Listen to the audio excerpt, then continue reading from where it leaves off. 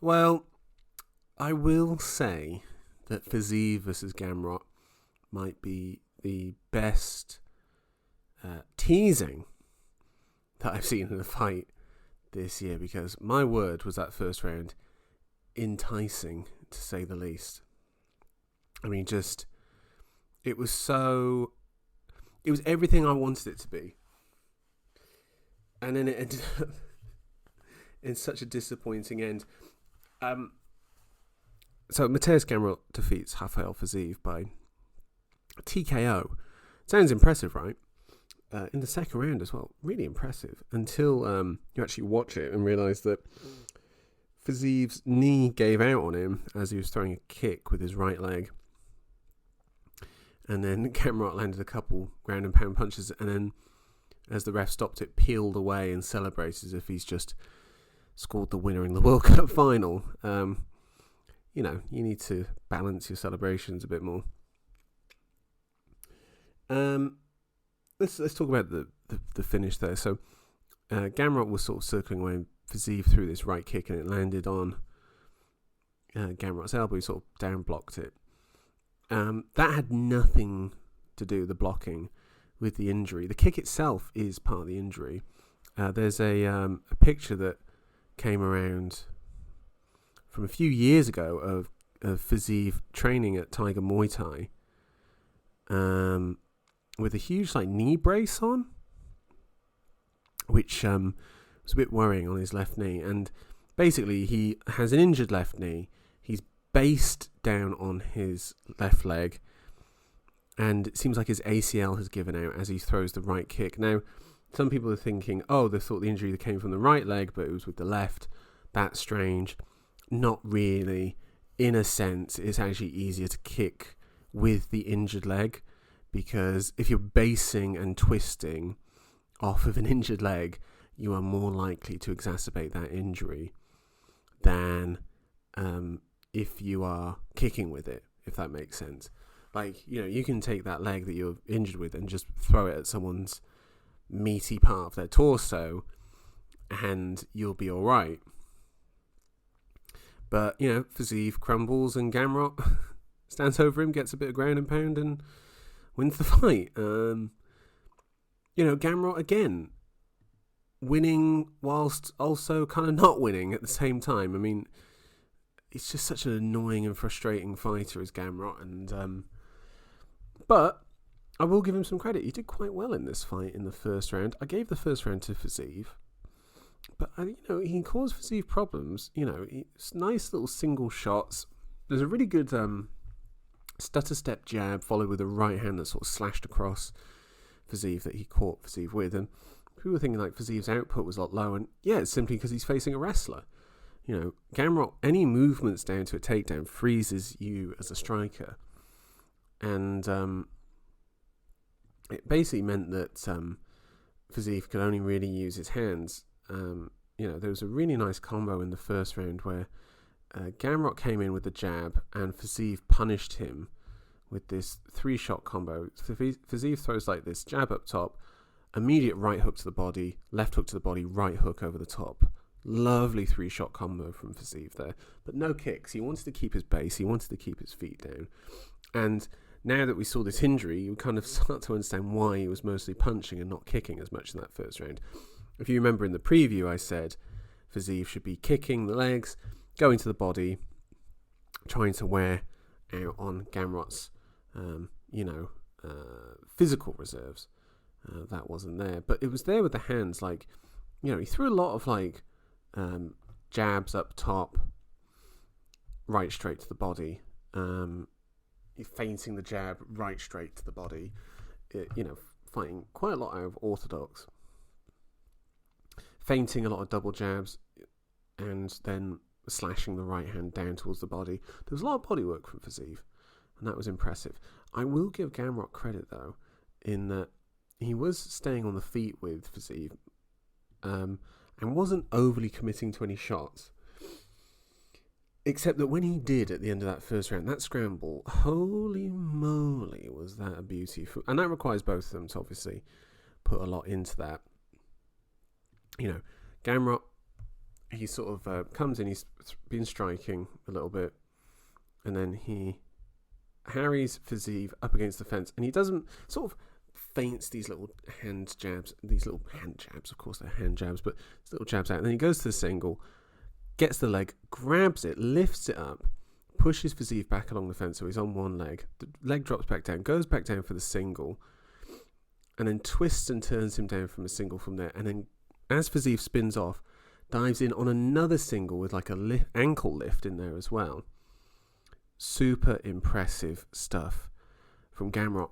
And it goes back to the stuff that I said in the preview about Gamrot, which was in his takedowns, he will sort of let you go while still clasping onto one thing. So he'll let you move and follow you and wait for a point where he can sort of pin down on you. And that scrambling moment happened again in the beginning of the first round as well. You know, it was pretty much the same exchange. You know, you had them on the feet, sort of circling, and it came off a kick. Actually, it was one of the few kicks that Fiziev threw. It landed at the body, and then he followed him with the single leg, let him go, and then as Fiziev goes to get up, jumps down on him and gets a sort of waist lock. Goes on to Fiziev's back, tries to sort of grab the arm. He sort of like just works from the waist lock, pulls the left leg out like a leg sweep, gets him to the fence and just works him to the fence from there. Now, admittedly, Fiziev got up, broke from there. No harm, no foul really for Fiziev. But it showed the potential for Gamrot to shoot in on him from there. Overall, super frustrating as a fan. So frustrating as a fan. I just wish we could have had like more. I just really wanted more of this fight. It was so good. It was so good what we saw. Like, it was so goddamn good. And I just wish that, like, oh man, is it just like just the tease? The tease of fighting is just awful, isn't it? Like, you know, oh well, just have to live with it, don't we? Let's talk about some other fights from this card. What else happened on this card? One of my favourite finishes of the year, Tim Means on Andre Filião. Filião came in, had 2 knockout wins in his first 2 fights, and has subsequently been battered in his fights after that, once his opponents realised, I could actually punch you back. Tim Means, I love the Dirty Bird. What a fighter he is. Loved his finish here of Filião. Really loved it, in fact.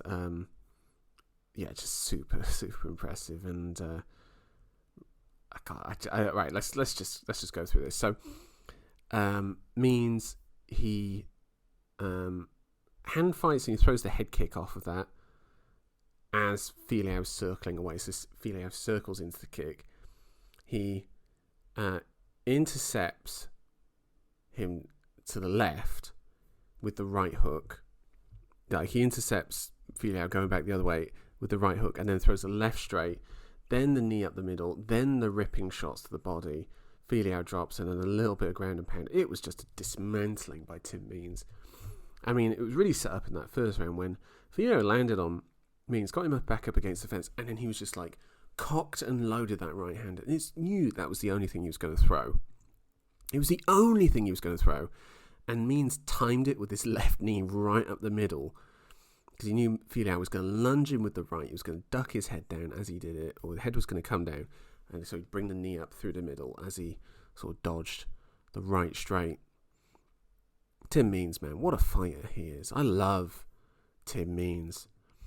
What else? Marina Rodriguez beating the ever-loving shit out of Michelle Waterson. I mean, honestly, you know, sometimes a towel being thrown in is not the end of the world. You know what I mean? You know, and maybe Waterson should throw the towel in on the career now. Is there any really need for her to do this? As someone suggested, she could probably set up a YouTube channel of her teaching karates to single mums or mums at home. and then having the picture on it be her squatting or something like that. So dirty, dirty men will click on it. My boy Jacob Malkoun was done dirty by Cody Brundage. He was beating Brundage up. Shot landed to the back of the head, and Brundage's like, nah, I'm all right. Malkoun, by the way, did something I quite liked in that fight, which was he had the back. He'd taken the back. He had the hook in on Brundage, and Brundage was sort of posting, and he wanted to take away the right arm. So instead of like trying to sweep it away, he just punched Brundage's right arm to try and buckle it. I really like that. It's like a really kind of weird, petty little move. I appreciate that. And of course, the enigma, Muhammad Usman, was back and he defeated Jake Collier by unanimous decision. Rounds 2 and 3 going to him. On my scorecards, with round 1 going to Collier. Usman's a weird guy. Muhammad Usman is a weird, intense, scary man who I think has a lot of trauma that is literally burning out of his eyes, and I'm glad he's a cage fighter, because at least he can direct it at something. Sadly, for Jake Collier, it was him this time. Leave a comment, subscribe, email us at holdonbrother69@gmail.com. I'll be back probably in the next couple of days to talk about those fight announcements that were made. Some of them good, and some of them involving Tony Ferguson. Anyway, speak to you in a bit.